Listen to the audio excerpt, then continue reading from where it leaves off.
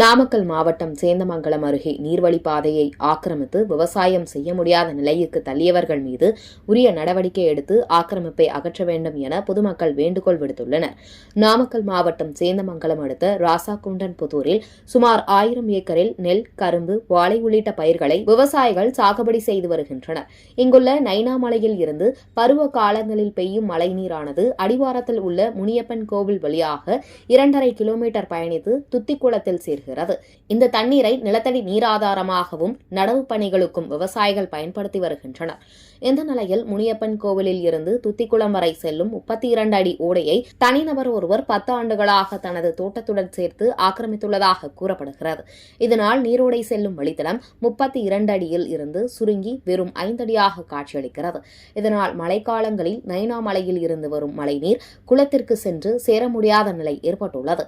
இதனால் பாதிக்கப்பட்ட விவசாயிகள் பலமுறை மாவட்ட ஆட்சியர் உள்ளிட்ட அரசு துறை அதிகாரிகளிடம் புகார் அளித்தும் எவ்வித நடவடிக்கையும் எடுக்கப்படவில்லை என்றும், மேலும் ஆக்கிரமிப்பு குறித்து புகார் அளிப்பதால் தங்களை ஆக்கிரமிப்பாளர்கள் தரப்பில் மிரட்டுவதாகவும், உடனடியாக மாவட்ட நிர்வாகம் இவ்விவகாரத்தை உரிய நடவடிக்கை எடுத்து நீர்வழிப்பாதையில் உள்ள ஆக்கிரமிப்புகளை அகற்ற வேண்டும் என விவசாயிகள் கோரிக்கை வைத்தனர்.